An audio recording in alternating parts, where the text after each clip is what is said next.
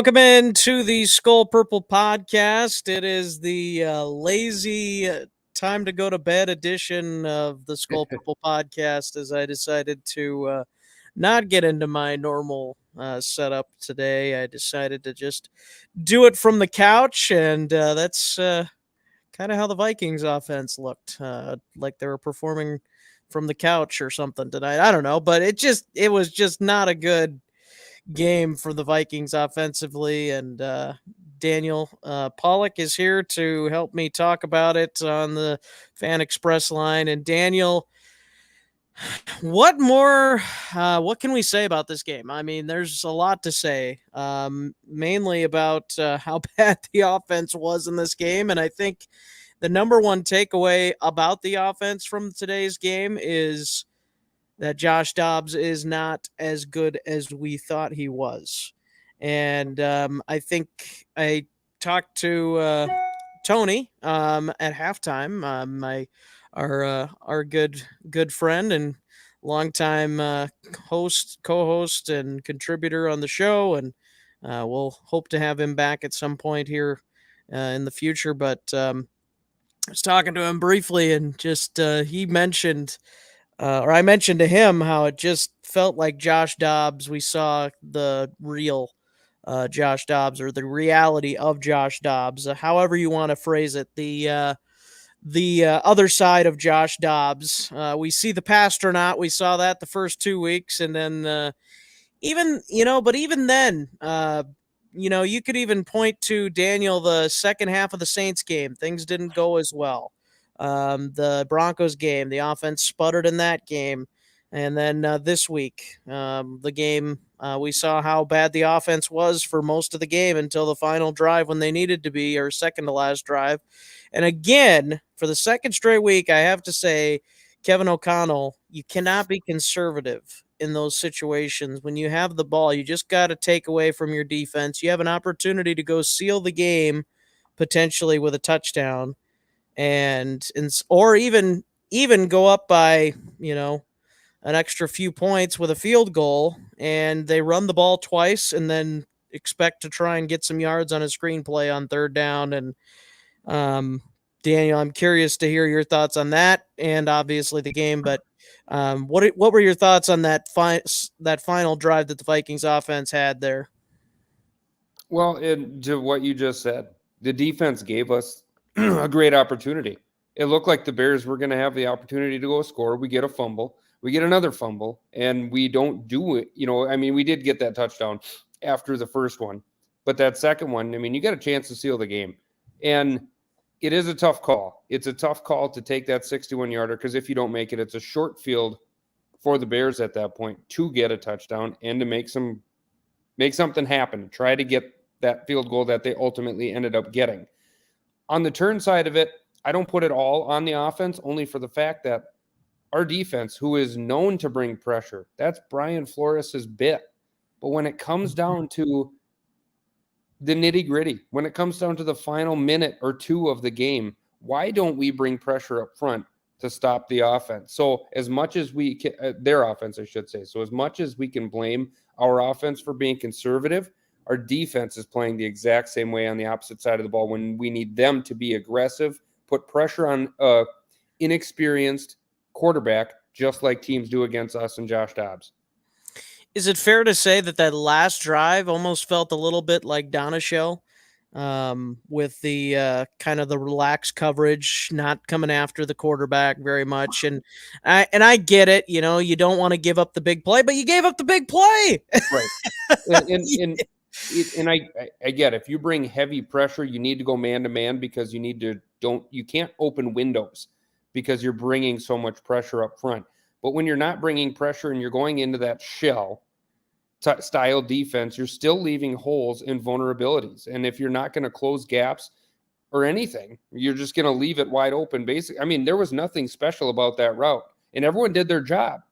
But it's just unfortunate that you don't recognize the situation and how many times we've been picked apart in the past and then adjust to it. Why? Again, I just don't understand why we don't bring pressure against a quarterback like that, especially. Now, if you're playing on Aaron Rodgers, in his prime, if you're taking on Peyton Manning, if you're taking on Tom Brady, even mid-range quarterbacks, you're going against Josh Allen's of the world. You're going against Kirk Cousins. Those guys can pick apart those style defenses, but when you got guys like Josh Dobbs, the two quarterbacks we saw tonight, these guys that under pressure like to rely on their feet too much and they take their eyes off downfield, that's when you need to bring heavy pressure. And I'm disappointed at that as much as I am the offensive play we had overall tonight. Yeah. And honestly, that's the only thing you can really fault the defense for was that final drive. I mean, Yes. other than that, they played fantastic. Flores, 95% of the game, called an excellent defense, Didn't give all up a that touchdown. good stuff. Yeah, didn't give up a touchdown. And you All lose. You 4 shouldn't. field goals. Yeah. Yep. And you shouldn't lose. Absolutely. Yeah. So it was definitely a good defensive performance, except that last play. But yeah, that's the part that irks me, and that's the thing that we said last year about Donatel. If you're going to allow big plays anyway, which they did a lot last year, or big chunk plays at least, then you might as well just go blitz and see what the heck you can do.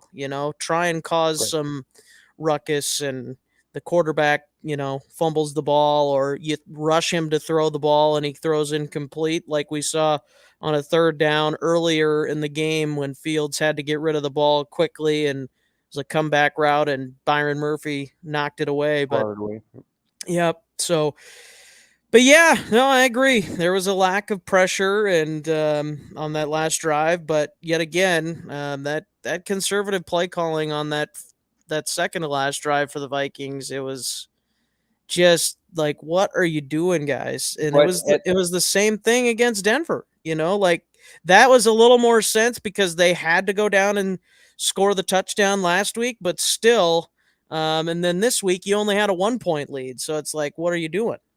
Well, in my opinion, and this is the first time I'm joining you since the Kirk Cousins injury. I was saying I think we go out, if we do make a trade, it's for a backup.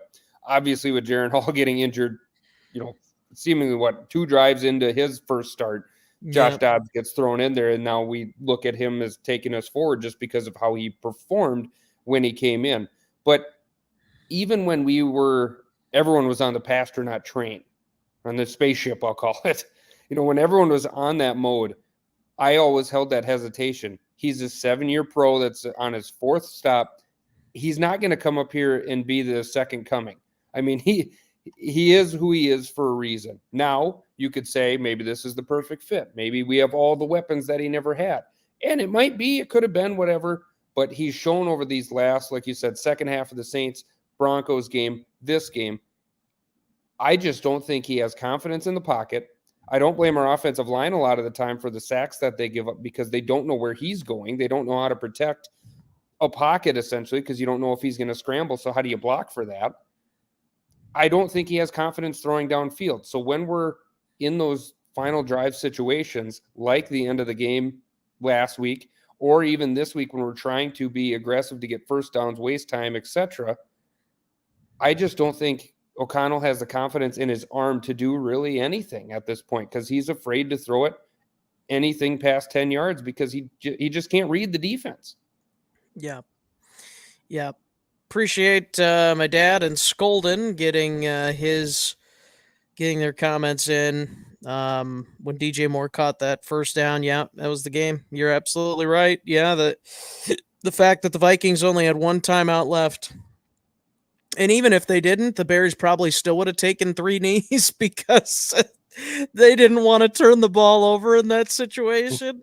Right. And we know how well that's gone for the Bears. I mean, just earlier in the game, like the Justin Fields fumble that allowed the Vikings to have that opportunity when they ended up punting it back. And then, Ryan Wright, by the way, too. Could mention that was just a terrible punt. They gained 20 yards and 20. I think it was a 26 net. Even if you touch that back, I think you go 29 yards or something. Yeah.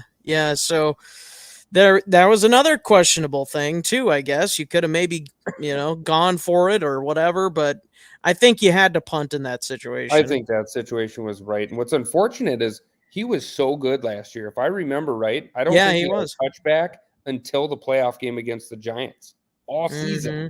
I mean, as a rookie, the guy was phenomenal. This year, he's really struggled, especially in those, trying to pin him within the 20. Last year, he was so accurate.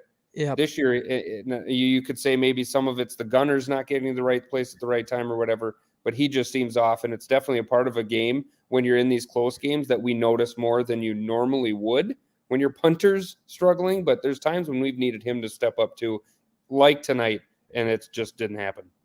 Yep. Yep. Please get your comments in. What did you think was the difference in the game? Your thoughts on the season, all that stuff. Let us know your thoughts. But yeah, I tell you what, Daniel, going into that Broncos game last week, compared to how I feel now, I'm a lot less confident in the Vikings making the playoffs at this point, and it's amazing what can happen. We saw what could happen after an 0-3 start, and then you win five Yeah. straight, and now we're seeing what happens. When you're a 500 team, you're 6-6 now, right? So it's becoming a little bit of a do or die situation now. I kind of thought, if they can go 2-1 over these next 3 games, which maybe this is their one, but I mean, Las Vegas isn't a give me based on how they've been playing since they got their new coach, Antonio Mm-hmm. Pierce. And, Cincinnati, who knows? Jake Browning maybe does enough in a game to beat you in Cincinnati, too. I mean, but you think that those games are winnable at least, you would think, but you never know. So those are 2 big road games coming out of the bye. Skolden also talking about Ivan Pace tackle was good. Powell got some catches that changed the game. Yep. Hope Wright can bounce back a little. Yep, absolutely. Um, and the thumbnail for this on YouTube is KJ Osborne. I changed the picture. It doesn't necessarily always mean something when I put the person on the thumbnail, but in this case, it kind of does. It's like, okay, KJ, where are you at, man? Like Jordan Addison, we saw him flash a few times, not always for a good reason. That drop that ended up being an interception. Yeah. And then, of course, the big play down the sideline that he didn't get his feet down in. And, partly on Dobbs, partly on him. Whatever. You could go back and forth on that one. But, Jordan Addison didn't make a couple of plays, but he did make a few plays. And then KJ Osborne, I think maybe 1 or 2 catches, or maybe I'm missing 1 or 2, but just seems like he has not done anything since he's come back from his concussion. And honestly, overall, this year has just been underwhelming, and especially in the absence of JJ. Well, and I think the biggest thing there is, before, what we'll call it the Kirk time, was just the amount of weapons that we had outside of him. When you have Justin Jefferson and Jordan Addison, who is really coming on strong in his rookie year, and then TJ Hawkinson, there's just not a lot of love left to be had for really anybody. Powell, even at that time, was kind of a gimmicky type player. So we didn't have room for KJ. After JJ went out, well, then you need him to step up.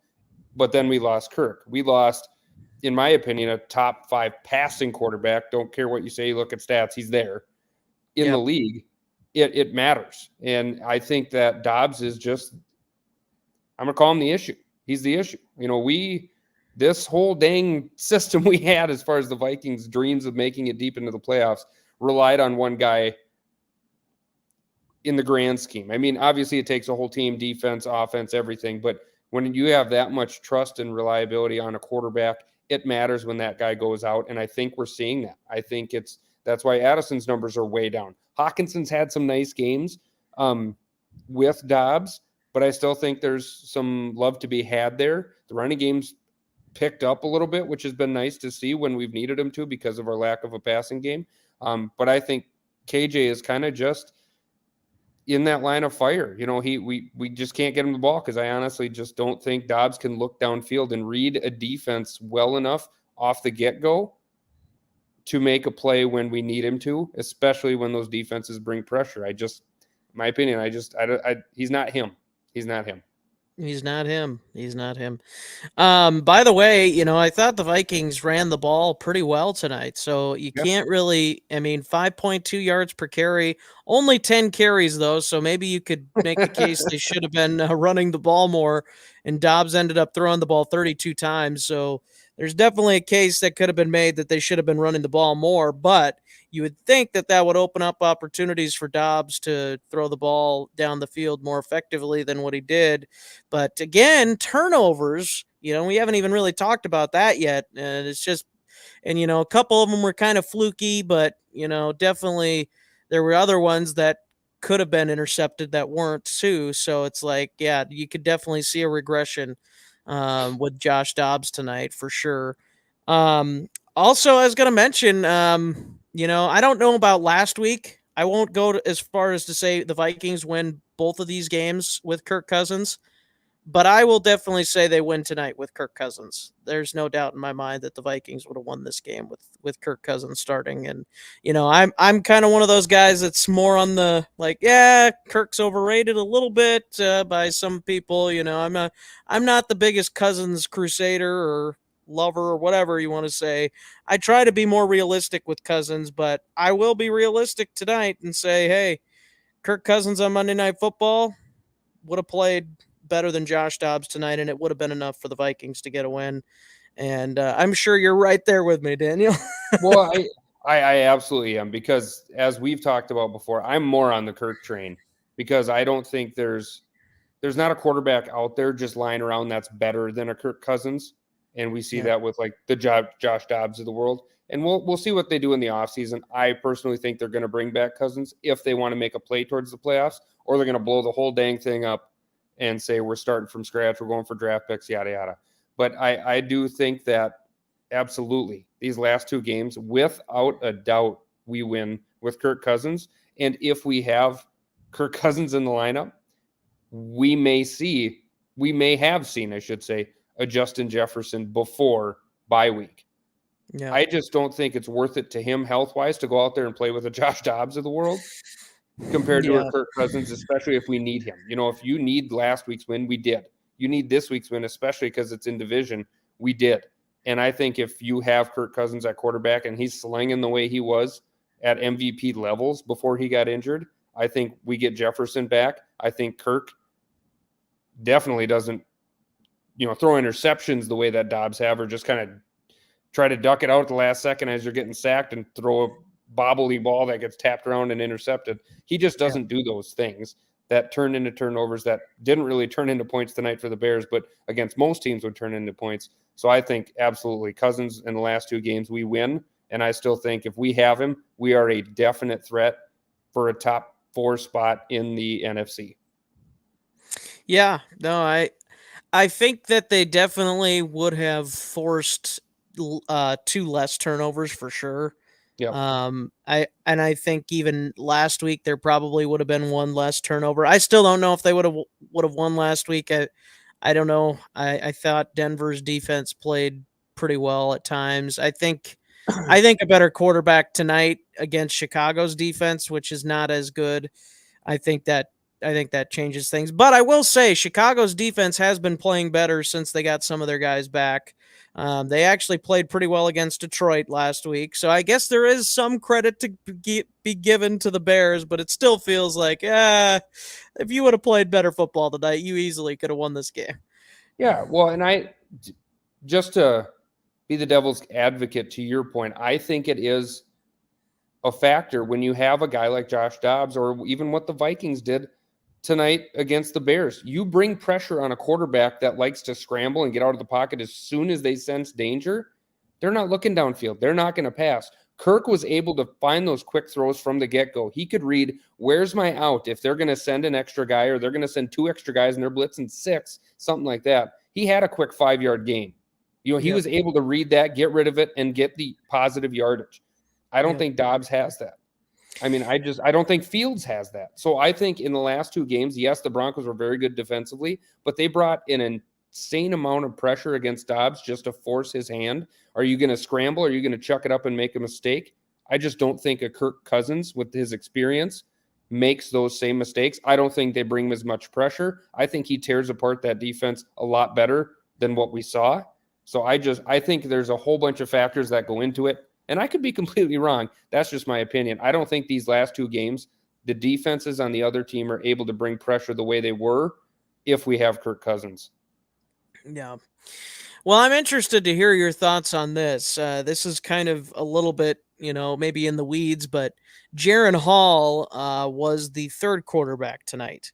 Yep. He was not listed as the backup. Nick Mullins was listed as the backup. So to me, that is a big red signal because the only reason Jaron Hall really started, I think, the game that he started in Atlanta was because Nick Mullins was hurt. And so that would lead me to believe that the Vikings really didn't have much confidence in Jaron Hall either to be able to come back and start again, or even be the second quarterback for that matter. Which is interesting because not to say you should take something from just one drive because he did play really well on that first drive in Atlanta before he got hurt. But it's like, man, what the Vikings must think of him, or maybe it is just that they want to see him develop more. I don't know, but at the point of being 6-6 this season, do you think it's better to take a chance with Jaron Hall and see what he can do if you're going to get a performance like this from Josh Dobbs where you have 4 interceptions and you lose to a team that's not a team you should lose to? Mm-hmm.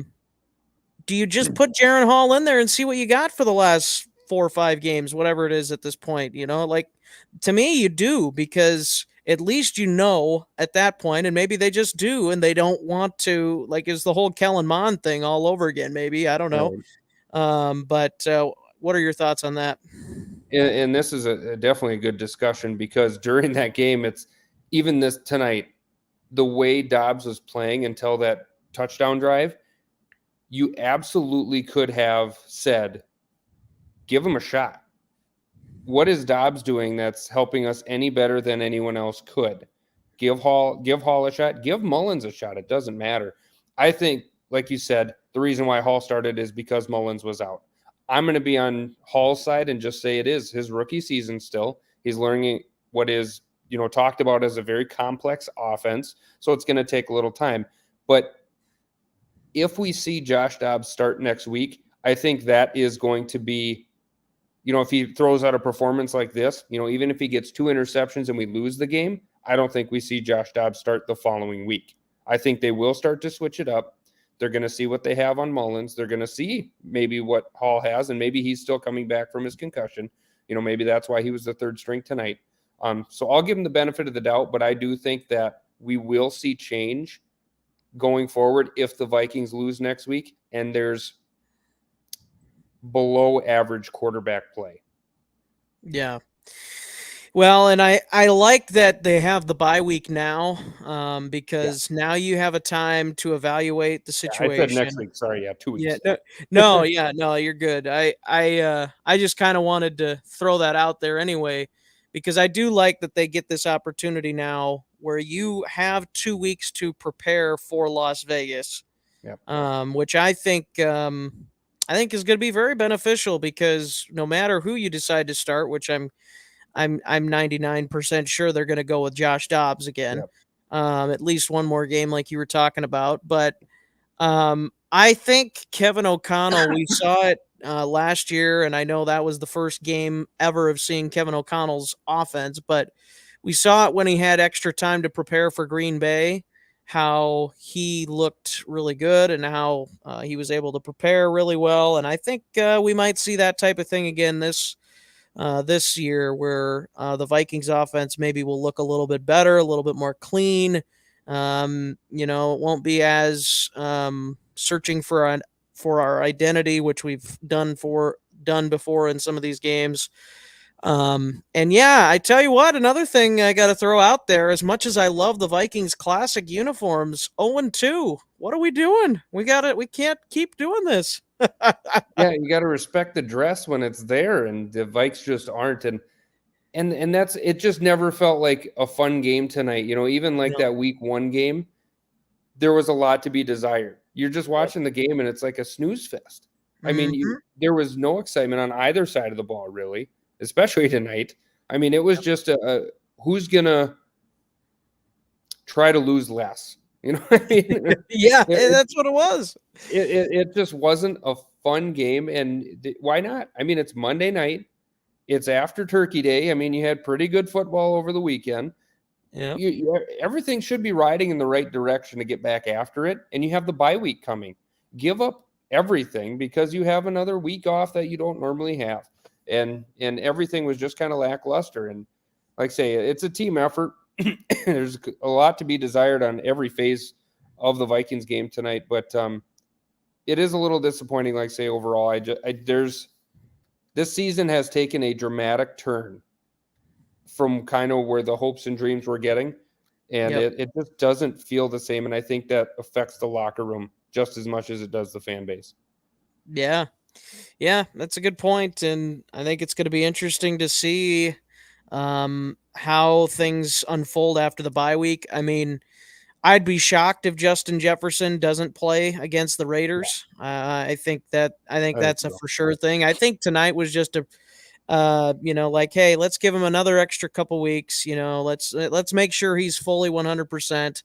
But it did kind of feel like, if you had Justin Jefferson out there tonight, you probably win the game. I mean, you lost by 2 points. That's not much of a stretch. Right. Well, So, and yeah, like we said before, when you have a quarterback who struggles against pressure to see downfield, you need a guy who can create space and yep. make his own space. Kirk was able to throw guys in or open, I should say. Hmm. Jefferson makes himself open. Not saying that Yeah. we don't have anybody else that can do that, but it's just that extra half a second to a second. If you can give your quarterback that little extra safety of a window and you say he's definitely open versus he might be open, and Dobbs is able to float it in there, that's a big difference. So I Yep. think, yeah, if you and talk about that defense, I mean, right now they're obviously shading Addison's way or over the top of Hawkinson. That's read 1 and 2 for Dobbs, I'm sure, every single play, especially as he's still learning this, pattern, this route pattern that the Vikings have. So Yep. I think that it's huge. If you get a wide receiver like that back, maybe that is exactly what Josh Dobbs needs, is just that guy who is the best wide receiver in the NFL to go out there and open up a defense for him, but also open up his comfortability in the pocket to make quick throws and good reads. Well, it certainly can't hurt. Yeah, it certainly can't hurt to have Justin Jefferson. Now, how much of a difference can it make in the final few games here? We'll find out. But I will say this, this is a Bears team that did almost beat the Lions a week Yeah, ago, last week. but it also we'd also be remiss to not talk about how the Lions were actually able to score more than the Vikings, and obviously the Lions' offense is in a much better place right now. Even though they lost to the Packers, which that's a whole nother story. You got the Mm-hmm. Packers also breathing down the Vikings' neck all of a sudden for the last wild card spot potentially. So that's something to keep in mind. That could be a huge game. The last game we play them, which I hate to even talk about because Packers, we hate them.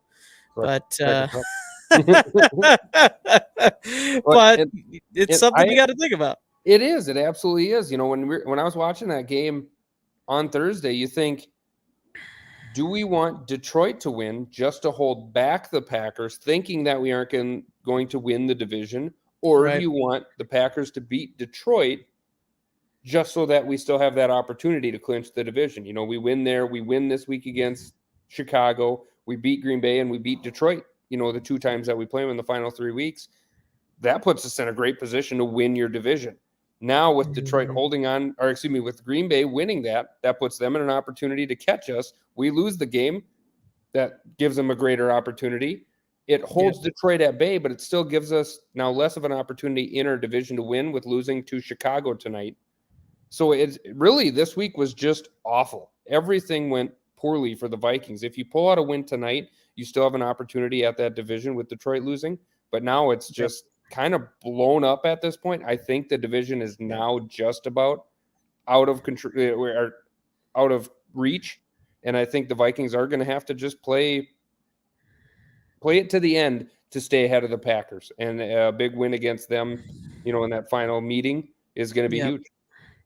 And I know this is going to seem all downy, Debbie Downer and all this stuff, but it's like, man, if you wouldn't have just won those games going into the trade deadline, we could have traded some of these pieces and had more draft picks and all this stuff. And everybody that wants to, it's such a loser mentality to think that way and all that stuff. Well, you know what? I'm always thinking about the future, like what can we do this year to set ourselves up for future success. And the people that say, well, fight for the playoffs and if you get in, you never know. It's like, no, usually the NFL's not like that. Baseball's a little bit different when you have 7 games or 5 games in a series or 3 games, whatever, Yep.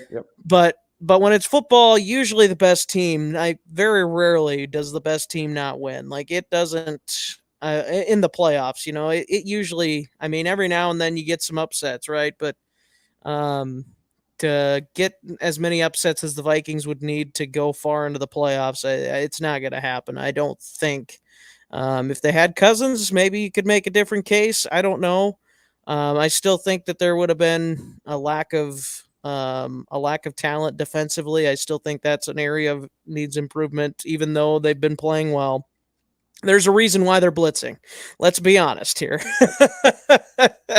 There's a reason why they're blitzing so much.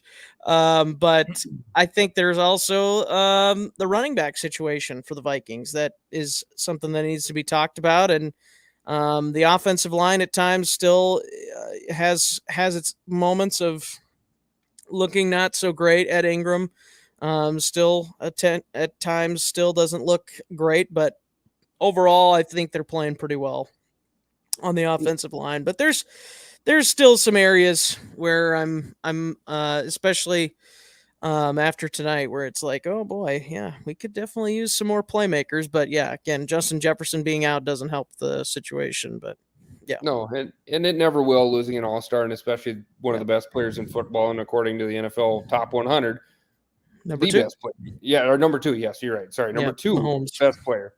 So it's tough to recover from something like that, and hindsight's 2020, obviously. But if you look at just the fact that when Cousins went down, what are we going to do? It is tough to swallow that pill and say, why didn't we jump ship on a lot of players? Yeah. We Oh, absolutely. imagine what we could have gotten for Daniil Hunter, who's having a career year on a contract year. I mean, unless we're going to dump $30 million in his lap a year, Yeah. I don't think he's signing back next season. No. I do think they're going to make a play for him, especially after this year, but I just don't. I think somebody's going to outpay us, or he's going to get equal money to try his luck with a Super Bowl contender. So why wouldn't he do that? Or Yep. you look at just some other players. There was a lot of talk about Justin Jefferson. I would have hated it, but it's the opportunity on the table just to open yourself up to really blow this thing up, rebuild, and make something happen. Harrison Smith's having a good year. There's a whole bevy of players that we could have set ourselves up better. I'm on that side of let's try and make a push. But after Cousins went down, that's when it really you really had to think about it at that time. I'm sure they had those conversations. They decided to take the shot because the division was still winnable, considering all the factors. But right now, yeah, it's looking like we chose wrong. And yeah, I mean, hindsight, I always say that too. Hindsight's 2020. I think based on how the mood in the locker room was, like with them winning as many games in a row as they did, 5 in a row or 4 in a row, whatever it was at the time of the deadline. So it's I get it. I get why they did it. They wanted to compete, and I'm sure the Wilfs probably also greenlit that a little bit too, but it's like, yeah, I just don't see it. I still think this team's a year away from really having an opportunity, and maybe even 2 years away. Who knows? I think I will say this: if they make some good moves this offseason and make some wise draft selections, which has been part of the problem over the last few years for the Vikings, It has. to say the least. If they can do some of that, they could be in position. The NFC seems like it's not as. I mean, you know, you got the Eagles at the top, you got the 49ers there, but they've shown they can beat the 49ers. They came really close to beating the Eagles, and the Eagles do look vulnerable. Yep. So it's not impossible to say that the Vikings, if they get enough talent around, um, their offense and defense get both sides loaded up, that they could have a chance at knocking some of those teams off if they stop turning the dang ball over. That's a big problem. That's a real big problem. And it flashed on my screen when I was talking before, but Dobbs is leading the league in turnovers. I mean, and Yeah, he hasn't been great since he's been here. We know he's bad in Arizona. It hasn't really gotten better.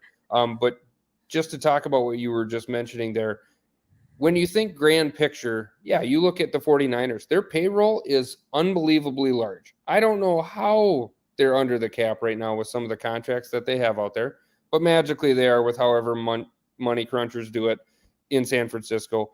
Eagles, same thing. Their payroll's only getting bigger. If the Vikes do try to reload, we still have to lose a lot of pieces. You know, yep, as much as I want to be, oh, we're 1 or 2 years away from it, I still think we're a little bit further. You know, Harrison Smith, a phenomenal year, but he's in year 13. How yep, much does that guy have left? Josh Metellus is playing out of his bleeping mind right now. yeah, Can he do it again? You yeah, know, Jordan Hicks was great before he got injured. Can he do it again, having a career year? I mean, go down the line. We have so many guys, specifically on defense here, I'm looking, that are playing really phenomenally, but can they continue this success? Danielle Hunter ain't going to stay like we just talked about.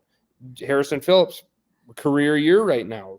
Can he continue this success, or are we going to have to start shoveling new pieces there? Are we going to have to start signing guys for large contracts and miss out on others because we don't have the cap space to do it? You know, if we do sign Kirk back, if we did sign Danielle back, we don't have money like that. yeah, That's all the yeah. money is gone basically in two players. So it would be very hard to use what we have now to build it in 1 or 2 years. I think it would almost Mhm. have to be a complete rebuild, and then I think we're 3 or 4 years out. Yeah. Yeah, well, and that's the thing. Like, yeah, if you think you're that far out, then to me, then you really should have started trading. Yeah, yeah, Like, now, that's, I know that's a totally different discussion, and obviously they think different things than what we are thinking, but, um, if you really thought you were that far away, which I don't, I mean, agree to disagree, on that. I mean, I think, I think if you thought that, you would definitely be trading people at pieces at the yep, deadline. And you would be trying to get as many draft picks as you could. And if they thought they were that far away, they definitely would not want to bring back Kirk Cousins, right. because what's the point of bringing back a A huge quarterback that's contract. going to keep us in contention for the playoffs? If we think we're a few years away, then we probably don't need that. We probably want to bring in a quarterback that's younger, that we think that we can develop, that Kevin O'Connell can develop into something. So yeah, it's a lot of different if, ands, or buts, that are thrown around for sure, and it's easy to second guess decisions at this point. But yeah, obviously they're in the water that they've, stepped in. So, however you want to phrase that, I guess. But yeah, it's interesting, and this offseason is going to be very interesting as well. I think that they're going to bring back Cousins based on what I'm hearing, from, sources that's saying, obviously O'Connell's saying, yeah, we want Cousins back, and then Quasi thinking that he's a young 35 or whatever and stuff, which I don't know. I'm not saying I think that. I'm just saying that's what Quasi, has said.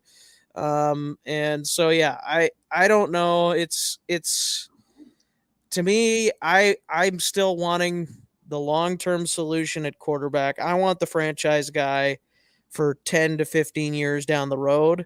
I mean, not that there's anything wrong with what Kirk has done for the Vikings, but I just, I just want somebody. I want a Mahomes, and I know that's not going to be easy, and we might not ever get that. Nobody else probably will ever get that, but you know what I mean. Like it's we want one of those guys that are there for a long time that we can depend on to be a good starting quarterback or above average or above that even great, great starting quarterback. We want a top 5 type of guy, and then you build your team around that guy. You see what Patrick Mahomes is doing even with a very lackluster talent roster around him on the A offensive terrible side of the roster. ball. Um, I mean, Travis Kelsey's really good, Hall of Yeah. Fame tight end, but the rest of that offense is like who? Rasheed Rice and Sky Moore and MVS can't catch a Yeah, ball. Valdez Scantling. No, I hear what you're saying, and I 100% agree. That's what I want, but there's reasons that just doesn't happen. You know what I mean? Yeah. Look where Mahomes was taken in the draft. They got extremely lucky. Look where Tom Brady was Mhm. taken in the draft. The Patriots got extremely lucky. You got to hit when it's right. Yeah. Now, you can obviously that's what everybody shoots for. Every franchise is looking for that guy. The Chiefs, I bet, are looking for that next guy. Because what if something happened to Patty? What if he's Yeah. out? What if it's something horrible and they have to have the next man up? They're looking, I'm sure, for a competent backup that could drive them forward if they need it. So, as much as I want to believe that play, I still think a Kirk Cousins gives you the opportunity to win your division every year. If you have a good enough defense on the other side of the ball. And I think that you can make runs in the playoffs with him. I'm not going to say he's going to win you a Super Bowl. He hasn't proven that. He hasn't gotten super deep in playoffs or anything like that. But I think he gives you that opportunity more than if we just every 2-3 years we try a new guy. We went through that most of my very Yeah. formative Vikings days, our formative Vikings days, and I Yeah. don't want to see that again. I don't want to take a Yeah. shot at T-Jack and Farad and all these other throw in McNabbs in there to see if he's still got it. I don't want to go through that again. I Yeah. want guys who can go in here, give us a solid shot at not only winning the division, but giving us a great chance to win playoff games. And Kirk Cousins has provided that. Yeah. Yeah, no, I don't disagree. I just think that we've seen the ceiling of Kirk Cousins, and maybe not. Maybe people they're I think some people still hold out faith that with Kevin O'Connell that the ceiling has not been fully attained yet. Mhm. With Kirk Cousins, which who knows? Maybe that is the MVP case. season going so far this year You before the know, injury. yeah, that's for sure. He was looking really good before the injury. So yeah, it's a conundrum. The never ending quarterback conundrum. I wish eventually we would just get somebody that we can all agree on that's really good. Right. But it's the Vikings pipe dream. We need the new Fran Tarkington. Yeah, we need the new Fran. We need the Fran of the franchise. There you go. Instead of the face of the franchise, we need the new Fran of the franchise.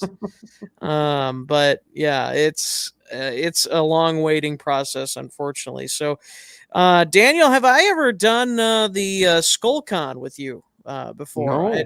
I don't know if I've done that with you. So, basically, I will get that up and show you what I'm talking about here. But it's a fun little thing that I came up with a while back in regards to what your rating of the Vikings concern is, where your concern level is for the Vikings.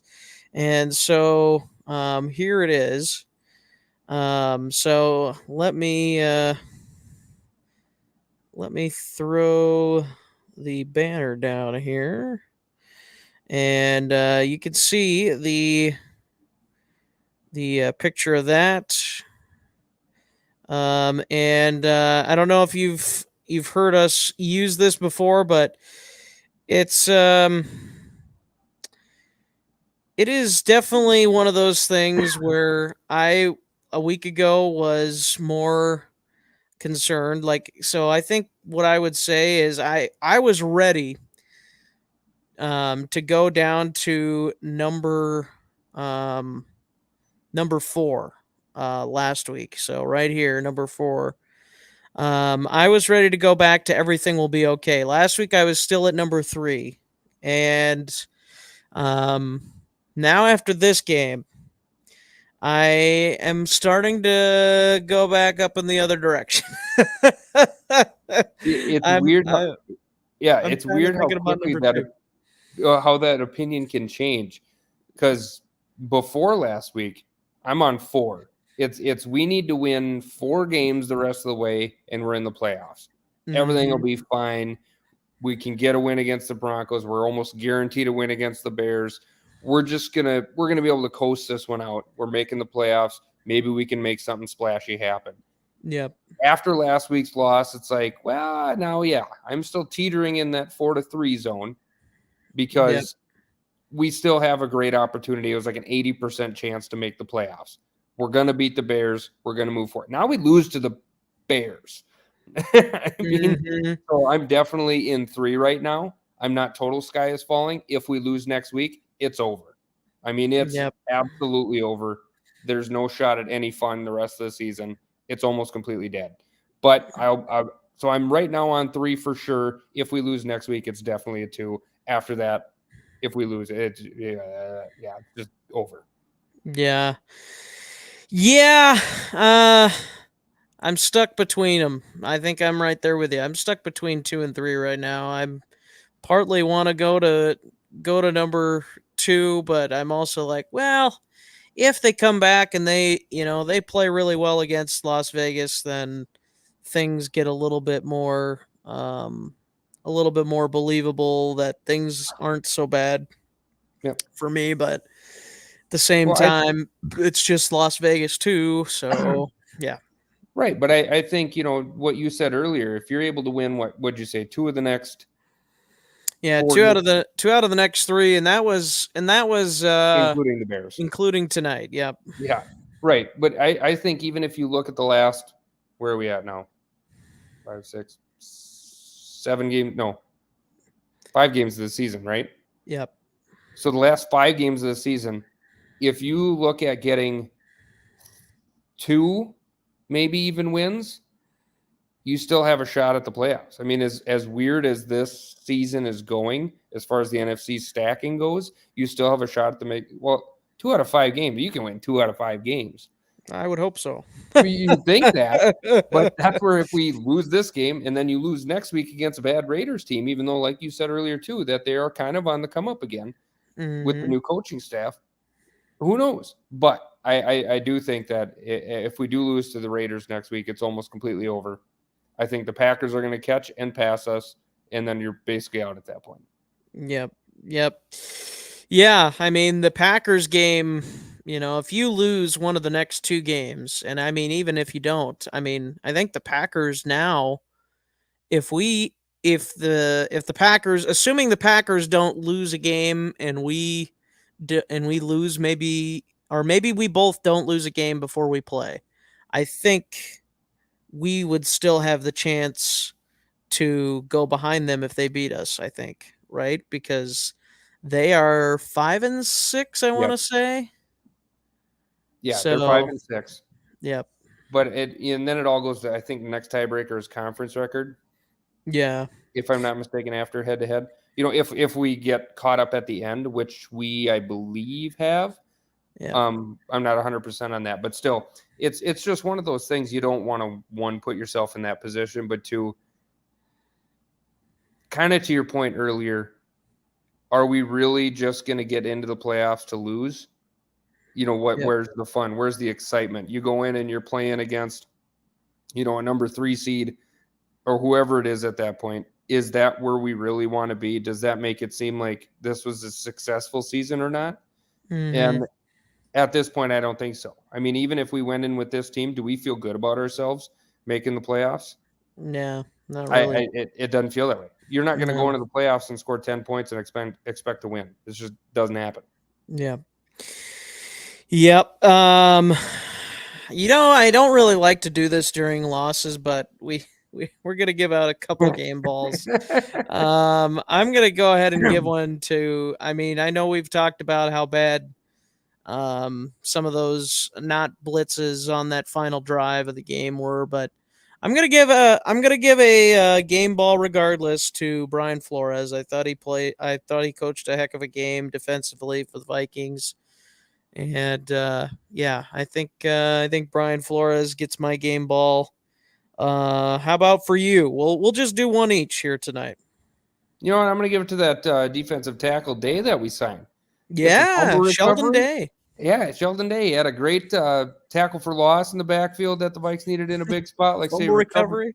fumble Yeah. recovery, and I mean, give it to the big boy. Gets what did he get signed yesterday to the active roster or today? Yeah, something like that. Yeah. So, and then he comes in and plays a phenomenal football game. I mean, you could look at the Neil Hunter. He did what he's been doing all season long. Josh Metellus flying around the football field. I'll give it to the big boy Day, though. I thought it was pretty fun for a guy that just gets, basically his first action of the season, and he has a pretty exciting game for him. Yep. Yeah, that's a good one. That's a good one. Yeah. I honestly don't know if there's really anybody else you could give a game ball to. Like, it's Especially on offense. especially on offense. I mean, maybe Alexander Madison. I guess he didn't fumble and he had 5.2 yards per carry. I guess you could have given one to him. But yeah, it just kind of feels like a feeble attempt after those couple of players. But or head coach, I should say, with Flores. But yeah, that is pretty much going to put a wrap on the show here tonight. Yeah, well, we have a bye week this week, so we will not have a show this coming week. We're gonna enjoy. I will take a nap. Yeah, that's. I think that's in order. And we are going to also take a bye week. So we are going to enjoy a little bit of time away and hopefully come back with you full strength after the bye week. But we'll see what happens. The Raiders game is a 3:05 kick, I believe. So that'll be a late game. So we'll try and be with you. After that game, potentially could have a day after post game, depending on what happens. But we'll see what that week brings, and looking forward to talking about the Vikings and the Raiders going after that game is concluded. So should be an interesting matchup that week. And anything else you wanted to add, Daniel? Before we leave, I guess your final statement before we sign off here. Well, and I guess just to get back to what I'm saying, what I said earlier, the sky's not completely falling yet. There is still some positivity. It's just getting harder to see the light at the end of the tunnel. Yeah. So I hope the Vikes figure it out. I hope they do practice up. If they decide to go with Dobbs, which is very likely again going forward, I think it's a big test this next game against the Raiders. We'll see if they're going to continue to go with him or we give somebody else a shot going forward. So I think that's going to kind of be the next 2-week watch is what are the Vikings doing with that first team in practice. And I think we're going to get some interesting reports because I think they're going to start to dabble in other people, although I do think Dobbs is our quarterback against the Raiders. Yep. Yeah, it's going to be interesting. I tell you what, if you lose to the Raiders, you definitely have to think about another quarterback. And I should also add a caveat to that. And Josh Dobbs plays pathetically or terribly or whatever, however you want to say. Yeah, he throws for 200 with 2 touchdowns and we lose. Not his fault. Yeah, right. So yeah, if he plays like he did tonight, or even you could make the case the way he played in Denver, didn't play as well as he could have played, or as well as we've seen him play this season. Yeah, and I even warned myself in the second half of that Saints game. Like I said earlier, like that's, you kind of started to see, okay, well, what's happening here? You were so good in the first half. Okay, now what's going on here? And the Saints almost come back and beat us. So yeah, there was the warning signs. We saw a little bit bigger warning sign last week, and now it's like, So Well, I had a buddy who told this to me 10 years ago when we were arguing about football. I don't remember what it was, but he just said you take away their best season or their best game and their worst of whatever it is. Take it away, you look in the middle, and that's what you got. That's what we're seeing of Josh Dobbs. I mean, I don't think we've seen him at his worst. We've seen his best here. Now get rid of those. And then in the middle is what we have. I think we're seeing that middle right now. Boy, if his worst wasn't tonight, I'd hate to see what that is. But I do like that point, though. I really do think that's very good, very good. And as Minnesota sports fans, I think we all know all too well how we can very easily get excited about somebody or something, and then have our hopes and dreams ripped from us like a child being told that they can't have a gumball from the gumball machine or something. I don't know. Like, it's like, nope, you can't have one. Sorry. Don't have the money, or no, you didn't finish your food, so you can't have your gumball.